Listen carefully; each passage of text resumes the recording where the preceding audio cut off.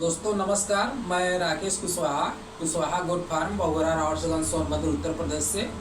दोस्तों आज हम लोग बात करेंगे बकरियों के स्वास्थ्य प्रबंधन के बारे में। तो दोस्तों बकरियों का स्वास्थ्य प्रबंधन बहुत ज़रूरी है। दोस्तों अगर देखा जाए तो हम लोग बकरियों को बिना दवा के भी बचा सकते हैं। दोस्तों हम ऐसा क्या करें कि हमारा जो है कम खर्च में बकरी पालन हो और बेहतर निरोगी और स्वस्थ बकरियां रहें। तो इसके लिए हम लोग इस वीडियो में आज बात करेंगे। तो दोस्तों ऐसा हम क्या करें जिससे हमारा पैसा कम से कम खर्च हो, बकरियों को स्वस्थ व निरोग रखा जाए। तो दोस्तों स्वस्थ प्रबंधन में सबसे पहले हम प्लान बनाएंगे कि हमारी बकरियों में कभी भी किसी तरह की कोई बीमारी न आए और वो स्वस्थ प्रबंधन से हमें करना है। तो दोस्तों हमें वह कार्य जीरो से शुरू करना है। जब बच्चा पैदा हुआ तब से लेकर जब तक आप उसे बेच नहीं देते तब तक का आपको प्लान बनाना है। तो दोस्तों फार्म में बच्चों को बचाना महत्वपूर्ण है, क्योंकि आपके फार्म का विकास बच्चों पर ही निर्भर करता है। दोस्तों इसमें हमें सर्वप्रथम हाउसिंग मैनेजमेंट पर ध्यान देना होगा। दोस्तों भारत में 3 प्रकार की बकरियां पाई जाती हैं, स्मॉल, मीडियम और लार्ज। इसी प्रकार से हम अपने फार्म का निर्माण करेंगे, क्योंकि हर फार्म के साइज का अपना अपना वैज्ञानिक महत्व है, क्योंकि फार्म मैनेजमेंट बकरियों के स्वास्थ्य पर बहुत असर डालता है। तो हमें हाउसिंग मैनेजमेंट का ध्यान विशेष रूप से सर्वप्रथम देना चाहिए। दोस्तों लार्ज बकरियों के लिए हमें 1.5 स्क्वायर मीटर स्पेस चाहिए पर गोट के हिसाब से, और दोस्तों मीडियम साइज बकरियों के लिए 1.2 स्क्वायर मीटर पर गोट और स्मॉल बकरियों के लिए 1 स्क्वायर मीटर स्पेस चाहिए। तो दोस्तों फार्म का निर्माण करते समय हमें तीनों मौसम को ध्यान में रख कर ही करना चाहिए, ताकि हर मौसम में होने वाले प्रकोप से बकरियों को बचाया जा सके। दोस्तों बाड़े में हर सप्ताह या 10 दिन में एक बार चूने का छिड़काव अनिवार्य कर देना चाहिए। दोस्तों फार्म का निर्माण करते समय हमें अंदर वाले भाग का ठीक 2 गुना बाहर का हिस्सा रखना चाहिए, जिससे बकरियां आराम से टहल सकें। दोस्तों बकरी का बच्चा किसी बीमारी से मरे ही नहीं, हमें इस तरह का प्लान बनाना होगा। इसके लिए हमें नियंत्रित ब्रीडिंग सिस्टम अपनाना होगा। दोस्तों इसमें हमें अपने बकरियों के ब्रीडिंग के लिए सीजन सेलेक्ट करना होगा, क्योंकि ज़्यादातर बच्चे दस्त और निमोनिया से ही मरते हैं। तो दोस्तों अप्रैल और जून के बीच में बच्चों में ज़्यादातर डायरिया होता है, जो कि बच्चों के लिए बहुत ही जानलेवा होता है। तो दोस्तों अगर देखा जाए तो बकरियों का दूध सभी बैक्टीरिया और वायरस का सबसे सर्वोत्तम मीडिया है। दोस्तों बैक्टीरिया और वायरस सबसे ज़्यादा इसी से ग्रोथ करते हैं, इसलिए दोस्तों हमें कंट्रोल ब्रीडिंग सिस्टम ही अपनाना चाहिए, जिससे बच्चों की मृत्यु दर बिल्कुल ही कम हो जाए।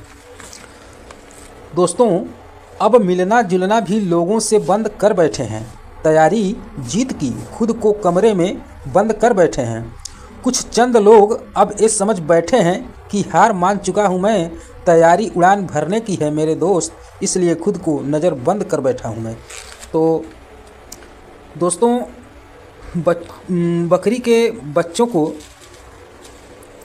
इस बीमारी की वजह से अत्यधिक उनकी मृत्यु होती है, जो कि बरसात और गर्मी के मौसम में ये ज़्यादातर बकरियों के बच्चों को परेशानियों का सामना करना पड़ता है और उनकी मृत्यु दर अधिक होती है। तो दोस्तों हमें इसी को रोकना है, इसीलिए कंट्रोल ब्रीडिंग सिस्टम अपनाया जाता है। दोस्तों हम अपने बकरियों की पहली ब्रीडिंग को सितंबर और अक्टूबर के बीच में जो है हमें करवा देना चाहिए, जिससे फरवरी और मार्च के बीच में बच्चे जन्म लेंगे, और दूसरी ब्रीडिंग हम कराएंगे मई और जून के बीच में, जिससे बच्चों का जन्म अक्टूबर नवंबर में होगा। तो दोस्तों इन महीनों में जन्मे बच्चों की में जो है बीमारी कम होती है, टेम्परेचर भी नॉर्मल होता है। तो दोस्तों सारी बकरियों को आप कोशिश करें कि एक साथ ही हिट में लाएँ और हिट में आ जाएं। इसके लिए आपको हार्मोनल ट्रीटमेंट करना होगा। तो दोस्तों बच्चों को डायरिया रोग का खतरा ज़्यादातर 0 से 25 दिन में अत्यधिक होने का खतरा बना रहता है। दोस्तों आपको स्वास्थ्य प्रबंधन में बकरियों को 5 वैक्सीनेशन करना होता है, डिवार्मिंग और डीपिंग करना होता है। तो दोस्तों 2 से 6 महीनों के बच्चों में एक रोग होता है जिसे हम कुकड़िया रोग कहते हैं। दोस्तों बकरियों में सबसे खतरनाक बीमारी पीपीआर होती है, जो कि 3 माह से लेकर ऊपर तक हर 3 साल में एक बार ज़रूर इसको लगवा देना चाहिए। दोस्तों इसको मेंटेन करने के लिए वैक्सीन को 2 डिग्री से 8 डिग्री सेल्सियस तापमान मेंटेन करना होता है। इसके लिए आप इसको अगर कहीं से लाते हैं तो आइस बॉक्स का इंतज़ाम ज़रूर कर लें। दोस्तों पीपीआर इम्यूनिटी पीरियड 3 साल का होता है, डोज 1 ml होता है। और दूसरा वैक्सीन ईटी, इसको जो है 14 दिन बाद इसका बूस्टर टीका भी लगाया जाता है और 6 महीने बाद इसको दोहराया जाता है। और दोस्तों एफएमडी एवं एचएस वैक्सीन, इसको 6 महीने बाद जो कि दोहराया जाता है। और चेचक का टीका इसको 1 साल बाद जो है कि दोहराया जाता है। तो दोस्तों कोई भी टीका या बीमारी में आप डॉक्टर की सलाह या देखरेख में कंपनी के बताए हुए निर्देशों का पालन जरूर करें। तो दोस्तों इस तरह से हम अपने बकरियों का स्वास्थ्य प्रबंधन कर आदर्श फार्मिंग कर सकते हैं। दोस्तों आप अगर हमारे YouTube channel KGF traders UP 64 पर नए हैं तो प्लीज़ हमारे चैनल को सब्सक्राइब कर बेल आइकन का बटन ज़रूर दबाएं। आप अगर हमारा यह वीडियो हमारे फेसबुक प्रोफाइल राकेश कुशवाहा पर देख रहे हैं तो इसको फॉलो ज़रूर करें। और दोस्तों वीडियो अगर अच्छा है तो आप लाइक और शेयर भी करें। तो दोस्तों आप, हमें उम्मीद है कि आप स्वस्थ और अच्छे होंगे। तो अगर आपको बकरी पालन करना हो या आपको कोई भी समस्या आ रही है, जैसे मैं एक फार्मर हूं तो फार्मर के हिसाब से ही मैं समस्याओं का समाधान बता सकता हूं, मैं कोई डॉक्टर नहीं हूं। तो दोस्तों आप उस हिसाब से आप हमसे बात भी कर सकते हैं, मैं जहां तक हो सकेगा आपकी मदद कर सकता हूं। तो दोस्तों आप अगर हमारे ज़िले सोनभद्र से हैं या हमारे अगल बगल चंदौली मिर्ज़ापुर के हैं तो आप हमसे मिल भी सकते हैं। आपकी कोई समस्या है या आपको फार्म बनवाना है, बकरी पालन करना है, तो अगर आपको कोई समस्या होती है तो आप हमसे संपर्क कर जो है हमसे सलाह मशवरा ले सकते हैं। अगर आपको ट्रेनिंग लेनी है तो उसके लिए भी आप हमसे सलाह मशवरा कर सकते हैं। दोस्तों अभी सर्दी का मौसम चल रहा है तो आप अगर बकरी पालक हैं तो आपको इस मौसम में अपने बाड़े को ढक कर जो है अपने बकरियों को सुरक्षित रखना है, क्योंकि इस मौसम में बकरियों को और छोटे बच्चों को ख़ास तौर से निमोनिया होने का खतरा बहुत अत्यधिक होता है। तो दोस्तों इस मौसम में आपको जो है होम्योपैथिक दवा जो है हर हफ्ते में 3 बार आपको अगर देते रहेंगे तो आपकी बकरियां स्वस्थ रहेंगी। और दोस्तों आप जो है बकरियों को हल्का गुनगुना पानी में गुड़, अजवाइन और हल्दी, मेथी, सौंठ वगैरह जो है इसका घोल बना के आप बकरियों को पिलाते रहें। ज़रूरी नहीं है कि आप लगातार पिलाएं, लेकिन हफ्ते में कम से कम 1 या 2 बार ज़रूर पिलाएं। तो आप दोस्तों जो है होम्योपैथ दवा नक्स भूमिका का भी इस्तेमाल करके बकरियों को इस मौसम में आप जो है स्वस्थ रख सकते हैं। इस दवा का जो है आप 5 से 10 बूंद जो है बकरियों को उनके जीभ पे डाल के हफ्ते में लगभग 2 या 3 दिन आप डाल के उनको जो है स्वस्थ रख सकते हैं। और दोस्तों अभी इस मौसम में जो है हरे चारा जो है पर्याप्त मात्रा में मिल रहा है, तो आप लोग हरा चारा पर्याप्त मात्रा में अपनी बकरियों को खिलाएं ताकि बकरियां स्वस्थ रहें। तो दोस्तों स्वास्थ्य प्रबंधन में हमें और कुछ बातों का ध्यान रखना पड़ता है। जैसे आप अगर बाड़ा बनवाया है तो आपको अपने बाड़े की साफ़ सफाई अनिवार्य रूप से करनी है। आपको जो है चूने का छिड़काव हर 7 से 8 दिन में अनिवार्य रूप से करना है। और दोस्तों आप अपने बकरियों के मेमनों को अगर दूध पिलाने जा रहे हैं तो बकरी के थन को जो है कि ज़रूर धो लें, धोने के बाद ही बच्चों को दूध पिलाएं।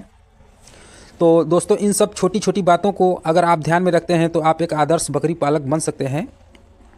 और दोस्तों आपके बकरियों में अगर कोई समस्या होती है तो आप डॉक्टर के सलाह से ही कोई भी दवा वगैरह आप जो है कि लगवाएं दोस्तों। तो दोस्तों बकरी पालन करना आसान काम नहीं है और बहुत कठिन भी नहीं है। अगर आप दिल से इसको करते हैं, आपके अंदर जुनून है करने का, तो आप इस काम को ज़रूर कर सकते हैं। तो दोस्तों बकरी पालन जो है उन लोगों के लिए नहीं है जो कि अपने मतलब कहने का कि दूसरे के सहारे पे करेंगे। आपको स्वयं करना होगा। अगर आपके पास बकरियों की संख्या अधिक है तो आपको एक वर्कर भी रखना होगा, ताकि आप अपनी देख रेख में उनके द्वारा आप बकरियों का भोजन पानी की व्यवस्था करवाएं। तो दोस्तों, मैं हर वीडियो में अपनी एक बात करता हूं कि आपको अगर बकरी पालन करना है तो आप अच्छे जगह से ट्रेनिंग लें। यूट्यूब पे देखे गए वीडियो द्वारा आपको वो ट्रेनिंग नहीं मिलेगी, क्योंकि यूट्यूब पे बहुत ऐसे लोग हैं जो कि बकरी पालन किए नहीं हैं, लेकिन आपको इसी तरह से वीडियो बना के डाल के लोगों को भ्रमित करके अपना चैनल ग्रोथ करके केवल पैसा कमाने का काम कर रहे हैं।